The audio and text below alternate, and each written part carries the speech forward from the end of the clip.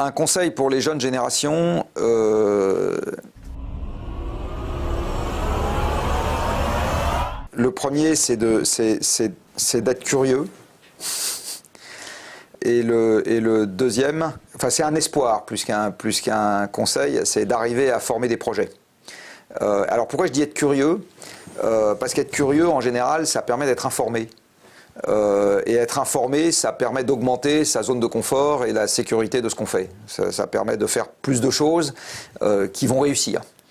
Donc la curiosité, c'est pas du tout un vilain défaut, c'est quelque chose qui est utile parce que ça permet de mieux comprendre le monde dans lequel on vit.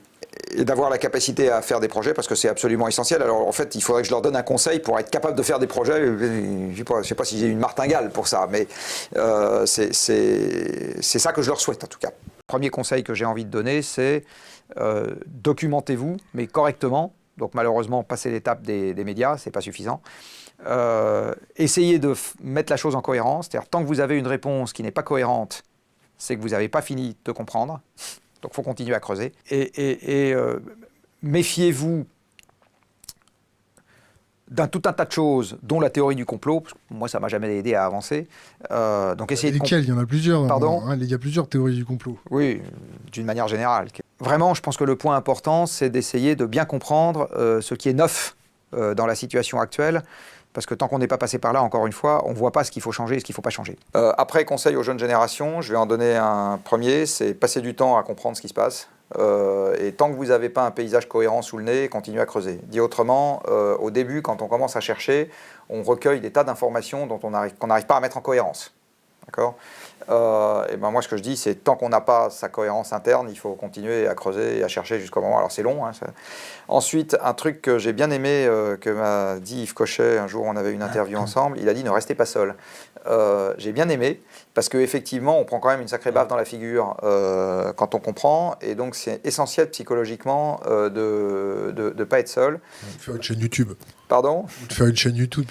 Ouais, enfin, quelque part, il faut avoir, c'est l'équivalent des alcooliques anonymes, quoi. Faut avoir des gens à qui parler. Les intellectuels anonymes, plutôt. Ouais, ou les stressés anonymes, ou les réalistes anonymes. Ou les décarbonisants anonymes, ou les, je sais pas comment on peut les appeler, mais et du reste pas anonymes, il faut mieux se connaître. Mais donc, parce que c'est important de créer quelque part une communauté d'intérêt autour de ce genre, autour d'un sujet quel qu'il soit, parce qu'on se décale par rapport au reste du monde quand on comprend ce qui se passe, toujours.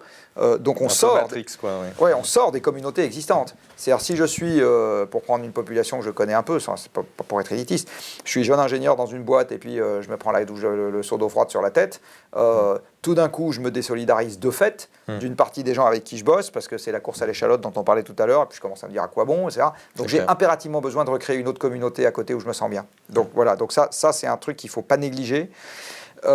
Il faut avoir des projets collectifs. En fait, l'action crée l'espoir. L'action sœur du rêve.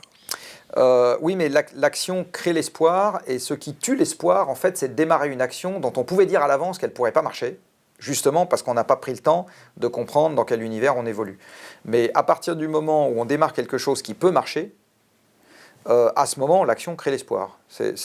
Voilà. Donc c'est important aussi de faire des choses, pas nécessairement très amples, pas nécessairement, etc., et de faire des choses de manière collective.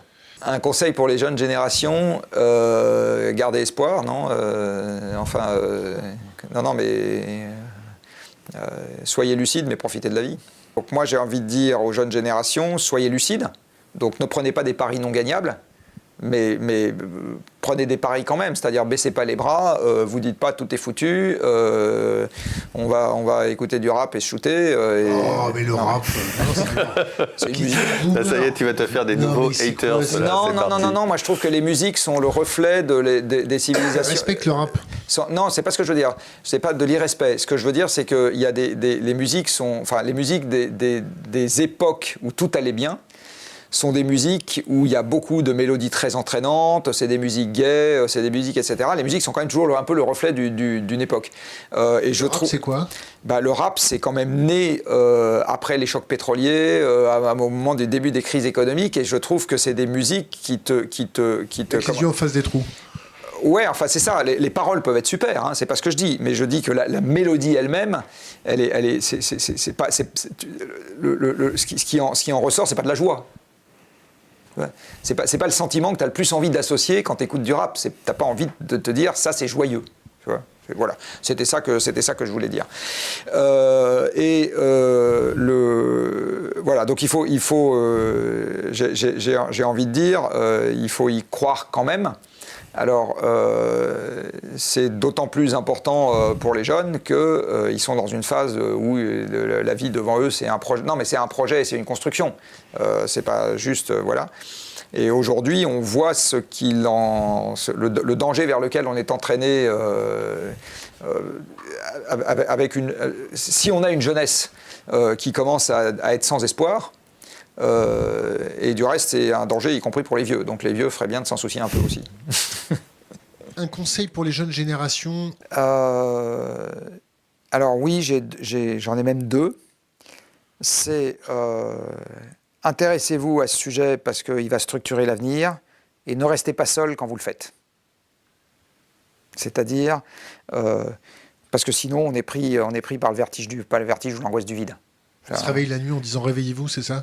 Non, enfin, on se dit putain le truc est monstrueux quoi. Je veux dire, donc on a besoin d'un je ne sais pas si je dois dire d'un organe de psychothérapie en même temps qu'on découvre le problème. Stress post-traumatique. Oui, enfin voilà, on a besoin donc on a besoin de pas être seul face à ce problème. Mais oui, face aux jeunes générations. Par ailleurs, la jeunesse, moi j'ai une très belle définition de la jeunesse, c'est on est jeune tant qu'on se croit éternel et invincible. Et donc c'est quand même l'époque des défis. Et là, je trouve qu'on en a un magnifique, même si je vais rechausser mes lunettes roses, je trouve qu'on en a un magnifique à essayer de relever, parce que, encore une fois, c'est notre meilleur pari. Jean-Marc Jancovici, merci